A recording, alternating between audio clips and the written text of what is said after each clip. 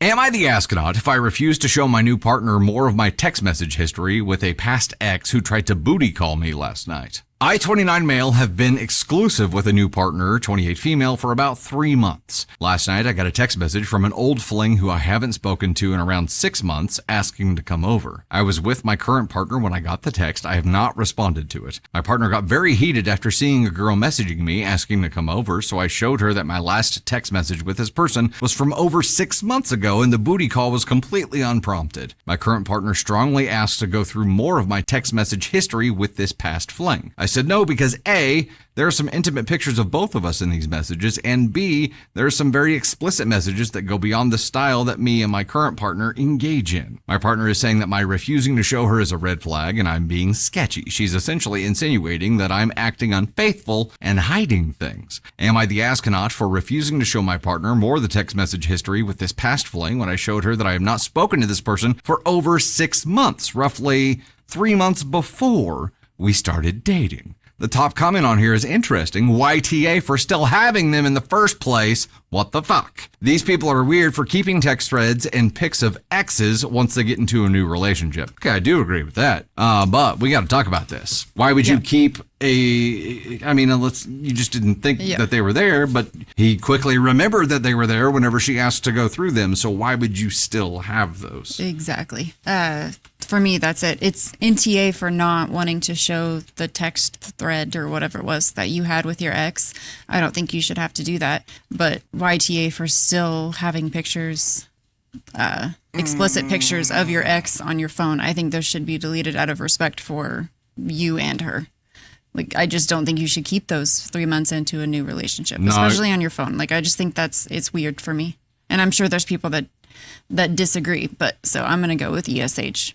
He's not the asshole for not showing her, but he is the asshole for still having them on his phone, in my opinion. And Pam, he did show her that the last message was from 6 months ago, which was 3 months before this relationship started. She's totally the asshole for demanding this. And I like how he says strongly, which means like she was pissed off and demanding to see them. But at the same time, I don't think she has a right to see that. But I don't like having the pictures on their phone. No, that's not okay. That's not okay. But like, so when people start new relationships, they just like delete old text strings with exes. Is that No, I think you don't have to delete the text string, but I don't think you should keep the pictures in your text string. Like, delete those, get rid of them. Gotcha. I don't think you should keep them, period. I think if you're going to send those, they shouldn't be kept. But that's how I feel about it. CD Darky says he's not done with her. Yeah, it feels shady keeping those. Like, are you like, I don't know. I think, and I mean, I would probably delete it, especially if it ended. And I'm with someone else. Like, I don't need that in my life. But right, it's a consideration to them. Yeah. But yeah, I mean, still having them makes it. I mean, what if they got married? Is he going to still keep those naked pictures on his phone? Sorry, I shouldn't say that word. But so I like. Little G-Dog, yeah, he revisits them sometimes. At what point in the relationship should you delete those if you don't think that people need to delete them getting into a relationship?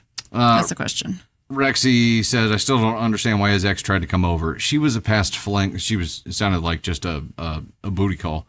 And 6 months randomly just tried to revisit the booty call. Didn't know that he was with someone now. Maybe.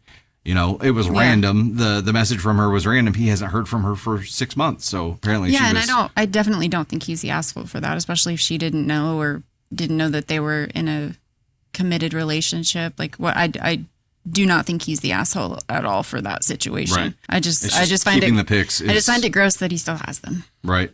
So hopefully he learned a valuable lesson here, and that is like, don't put yourself in this position. But there's also, it's not just the pictures. He said there are messages in there where they talk in a very like a raunchier style than he does with his current partner. So we're not just talking about pictures now. It would, even if the pictures were gone, the words would be problematic.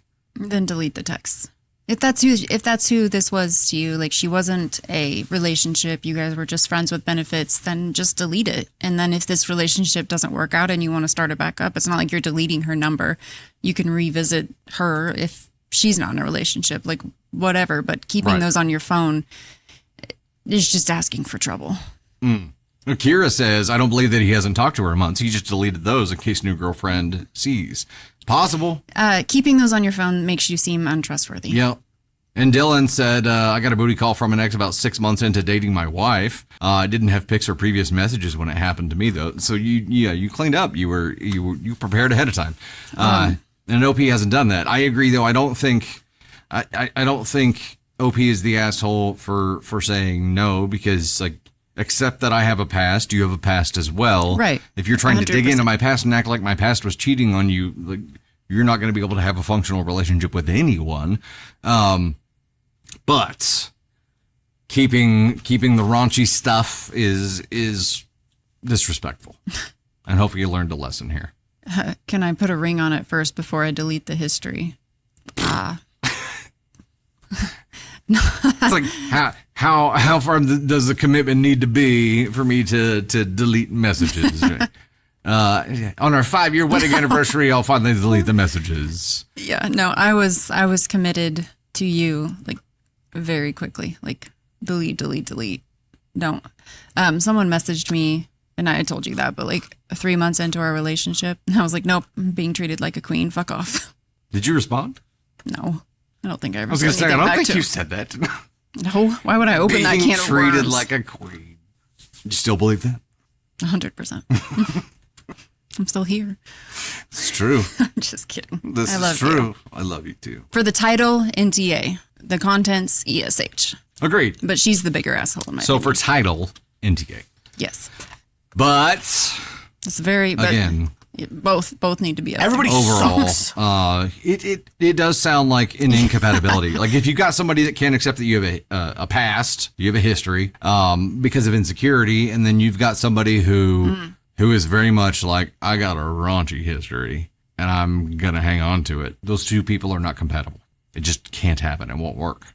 And now she's going to be a dog with a bone because she knows you've got some nasty, raunchy shit on there. She's not going to rest until you show her this nasty, raunchy shit, which it's a Kobayashi Maru. You're done. Either way. There is no, like, there's no resolution to this scenario that I can see. I agree. 100%. And somebody said he needs to delete everything in front of her. I'm like, okay, she's going to want to look at it all first. And the moment that she looks at it and sees how much different he was with her than she is with her, problems.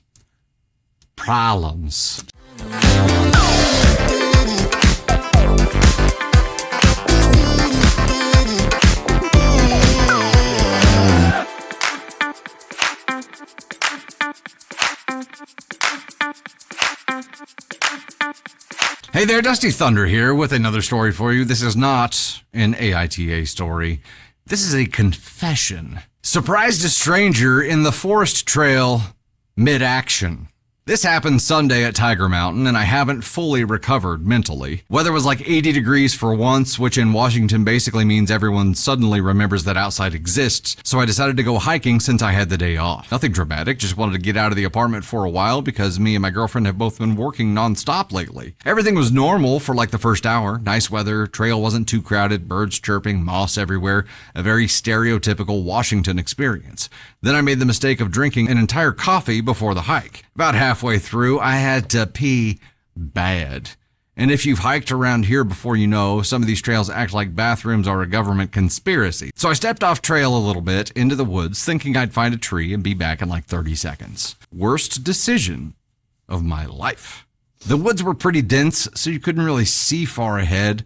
I walked through some bushes and heard rustling, and my first thought was honestly, please don't be a cougar. It was not a cougar. It was a man taking the most vulnerable shit imaginable. Like full squat, pants around ankles, bro was deep in the process too. And the worst part is I didn't even process what I was seeing immediately because I saw his face first. He had that scrunched up, I'm fighting demons right now expression, and then his eyes locked into mine and his whole face changed instantly. I've never seen someone look so spiritually devastated so fast.